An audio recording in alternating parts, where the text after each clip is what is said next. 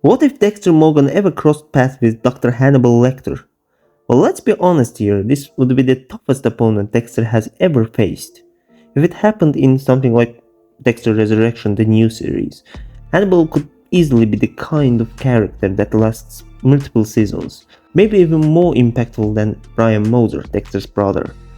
Now, before we jump into who would win, let's take a step back and really look at these two killers. Dexter Morgan lives by the code of Harry, his stepfather. Only kill the guilty, never get caught, blend into society. He hides behind his job as a blood spatter analyst for Miami Metro.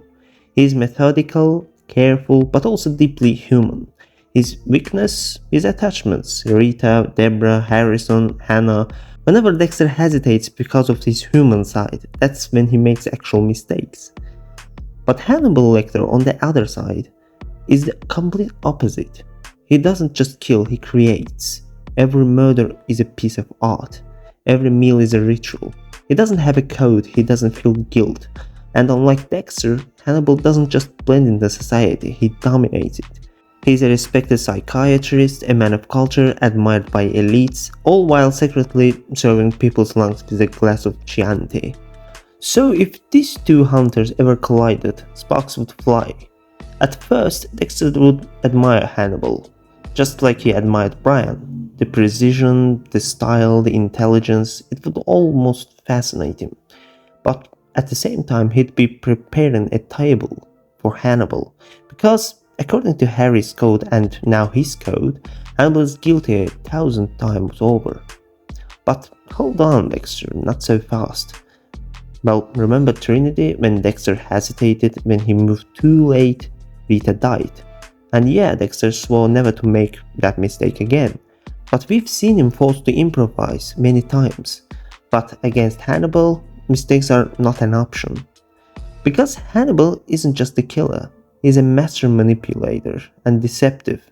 He's a psychiatrist. He's a psychiatrist who could crawl into Dexter's mind and rearrange the furniture. Imagine Hannibal convincing Dexter that he doesn't need the code, that killing for pleasure is freedom. Or worse, Hannibal could push crimes onto others, set up distractions, even make Dexter question his own reality. Well, now let's play out some scenarios. Scenario 1. Dexter stalks Hannibal at home. Well, it's a big mistake, because Hannibal's house is a fortress, not in a physical sense, but psychological. It's full of traps. Remember the police officer who walked in and never walked out? The woman? Yeah, that. Dexter might think he's the predator, but in Hannibal's home, he's just the prey. But scenario 2. Dexter tries to take him outside in neutral territory. Here, things even out. Dexter is deadly with his needle, but Hannibal might see it coming before it even begins. He's not some random killer, he reads people like open books. Now let's jump into scenario 3, a straight up fight. Well, now this gets a little bit interesting, because Dexter is trained in advanced jiu-jitsu and he's calm under pressure, and very efficient in close combat. In a clean hand-to-hand fight, away from Hannibal's knives, his kitchen, well, I'd give Dexter the edge, maybe a 60% chance to win. Hannibal is strong, yeah, but we've seen him lose in pure physical battles. But here is the actual problem. Dexter can't even justify going after Hannibal unless he finds his victims first. And that's where Hannibal's genius comes in. Throughout Hannibal series, only Will Graham uncovered his secret, and even then, it was because Hannibal actually let him. Dexter might start with his investigation, but before he even gets close, Hannibal could dismantle all Miami Metro piece by piece.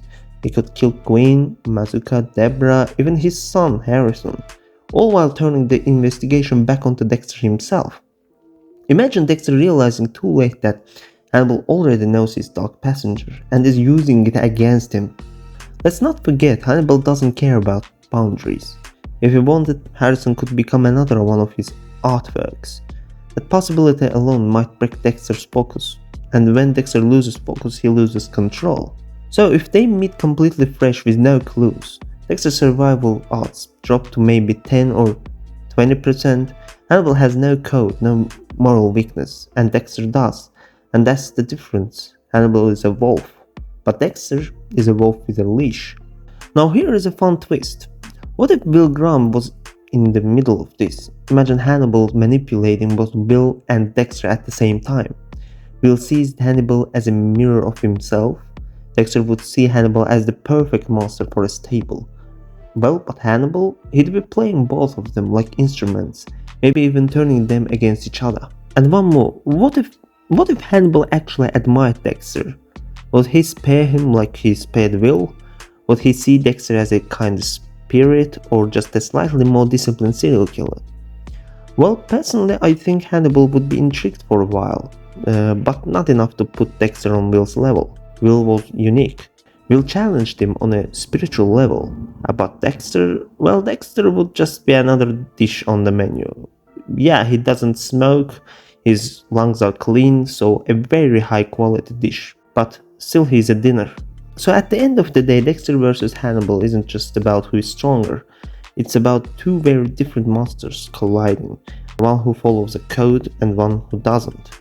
I think Hannibal has the upper hand most of the time, but that's just my take. So what do you think? Would Dexter manage to outsmart Hannibal, or would he end up as a part of just Hannibal's dinner menu? Well, let me know in the comments, because honestly I'd love to hear your theories. If you enjoyed this breakdown, don't forget to like, subscribe and hit that bell so you don't miss my next video. And trust me, I've got some crazy matchups coming up. Until next time, stay safe